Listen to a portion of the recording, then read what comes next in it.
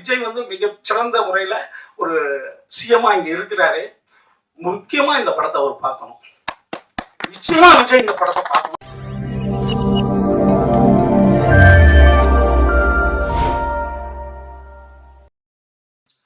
இப்படி ஒரு சிறப்பான நாளில் இப்படி ஒரு சிறப்பான ஒரு நிகழ்வை நமக்கு ஏற்படுத்தி தந்திருக்கின்ற இயக்குனர் பாலகிருஷ்ணன் சார் அவர்களுக்கு நம்ம எல்லாம் கைத்தப்போம்.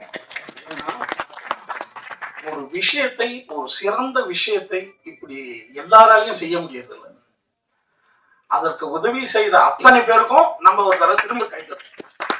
ஏன்னா நல்ல விஷயங்களுக்கு துணை நிக்கிறது இருக்கிறீங்களா, அதுக்கு அது வந்து இறைவனுக்கு கூட இருக்கிற மாதிரி. அது எல்லாராலையும் முடியாது கிடையாது. இந்த படத்தை பார்க்கும்போது எனக்கு வையத்துள் வாழ்வாங்க வாழ்பவன் வானோரையும் தெய்வத்தில் வைக்கப்படுகிறான். வாழும்போதே ஒருத்தவன் பூமியில கடவுள் மாதிரி வாழ்ந்துட்டான்னா பூமியிலே அவன் இறைவனா வாழ்றான்னு தான் அர்த்தம்.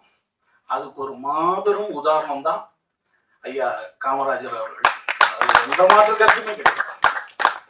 எனக்கு இந்த படத்தை பார்க்கும்போது திருவிளையாடல்ல கடவுள்கள் வந்து ஒவ்வொரு அற்புதங்களை பண்ணிக்கிட்டே இருப்பாங்கல்ல, ஒவ்வொரு அற்புதமும் அற்புதமாவே இருந்துகிட்டே இருக்கும். இதெல்லாம் எப்படி உங்களால நிகழ்த்த முடியுதுன்னா அவங்க கடவுள்கள். அப்படி ஒவ்வொரு விஷயத்தையும் ஒரு கடவுள் செய்யற மாதிரியே செஞ்சுட்டு போறதுதான் காமராஜனுடைய ஒவ்வொரு விஷயமா நான் பார்க்கறேன். ஏன்னா ஒரு மனிதனாக பிறந்தவன் எப்படி அடுத்தவர்களுக்காகவே அவர் யோசிச்சிருக்க முடியும் அப்படிங்கிறது வந்து மிகப்பெரிய ஒரு நம்மளுக்கெல்லாம் உதாரணமா இருக்கு. அதாவது ஐன்ஸ்டைன் உலகத்தினுடைய விஞ்ஞானிகளுக்கெல்லாம் விஞ்ஞானியாக கருதப்படுகிறார். அவருடைய வாழ்க்கை வரலாறு புத்தகத்தை நான் படிக்கும்போது அவருடைய அறையில வந்து காந்தி படத்தை வச்சிருக்காரு, காந்தியினுடைய படத்தை வச்சிருக்காரு. அதுக்கு காரணம் அவர் சொல்லும்போது என்ன சொல்றாருன்னா, நான் வந்து காந்தியை பத்தி நியூஸ் கேள்விப்பட்டுக்கிட்டே இருந்தேன், நிறைய அவரை பத்தி செய்தி கேட்டுக்கிட்டே இருந்தேன். எப்படி ஒரு மனிதனாக பிறந்தவன் இப்படி எப்படி வாழ முடியும்னு எனக்கு ஆச்சரியமா இருந்தது. அதனாலதான் ஒரு போட்டோ வச்சுருக்கேன்னு. அப்படி நம்மளும் காமராஜர் போட்டோ வச்சுக்கலாம், எப்படி இப்படி ஒரு மனுஷன் வாழ்ந்தாரு அப்படின்ட்டு, அதுவும் நமக்காக. அதாவது நீங்க மெரினா பீச்சுக்கு போயிருந்தீங்கன்னா எவ்வளவு சிலைகள் இருக்குங்க. அதாவது லண்டன் போனீங்கன்னா கார்ல் மார்க்ஸ் சிலை, உலகத்தினுடைய அதிக மக்கள் பார்க்கின்ற சிலை கார்ல் மார்க்ஸ் சிலை தான். அதாவது ரெண்டு அந்த அந்த அந்த இடுகாட்டுல ஒரு பக்கம் ஃபுல்லா ராஜாக்கள் கல்லறை, இன்னொரு பக்கம் ராஜாக்கள் இல்லாதவர்கள் கல்லறை. ராஜாக்கள் இல்லாத கல்லறையில தான் கார்ல் மார்க்ஸ் இது இருக்கு. அது உலக அதிக மக்கள் அதை தான் வந்து பார்க்கணும். அதே போல சைனாவை உருவாக்கிய மாவோ, ஹோஸ்மின் வியட்நாமை உருவாக்கிய ஹோஸ்மின், அமெரிக்காவை உருவாகிய பெஞ்சமின் பிராங்க்லின், இப்படி ஒவ்வொருத்தவங்களும் ஒவ்வொன்றை உண்டாக்குறாங்க. அப்படி நம்மை உருவாக்கியவர் காமராஜர் தான், தமிழ்நாடை உருவாக்கியவர் காமராஜர் தான். அதாவது என்னன்னா நம்ம வந்து சிறந்த விஷயத்தை ஏன் இப்படி வந்து மறந்து வெளியில போனோம் அப்படிங்கிறது ரொம்ப ஆச்சரியமா இருக்கு. புது புது விஷயங்கள் வந்துகிட்டே இருக்கும், விஞ்ஞான வளர்ச்சிகள் வந்துகிட்டே இருக்கும், இன்னும் சினிமா வரும், ஏஐ வரும், எது வேணாலும் வரும். இப்ப கூட இல்ல நிறைய ஷாட் ஏஐல வர்றதுதான். ஆனால் நம்ம ஏன் பழமைகளை மறந்தோம்? ஐயா சார் வந்து ஒரு ஷாட், இதுல ஒரு காட்சியை மிஸ் பண்ணிட்டாரு அவருடைய படத்துல. ஒரு பையன் கண்ணு தெரியாத, கண்ணு வந்து அவனுக்கு பிரச்சனையா இருக்கும். காமராஜர் படத்துல ஐயா எடுத்ததுதான். கண்ணு வந்து 5 நாள் அவனுக்கு போயிடும். ஒரு அதிகாரி வந்து அதுக்கு வந்து ப்ராசஸ் எல்லாம் நிறைய இருக்கும், வந்து 10 நாள்ல கண்ணு போயிடும்னு வருவான், 5 நாள்ல ப்ராசஸ் ஆகும்வார். காமராஜர் கூப்பிட்டியோ இல்லையா, 10 நாள்ல அவனுக்கு கண்ணு போயிடும்ன்ற, 15 நாள்ல நீ ப்ராசஸ் போட்டு தர அப்படின்றாரு. இல்ல சார் அதுதான் வந்து அந்த ரூல்ஸ் எல்லாம் இருக்கு. என்னையா ரூல்ஸ் அப்படின்ற ஒரு வார்த்தை சொல்லுவாருங்க. நீங்க நீராறுங்கடல் கொடுத்த ஜனகணமனெல்லாம் பாடுங்க, பாடும்போது ஏஞ்சி ஸ்டடியா தான் நிப்பீங்க.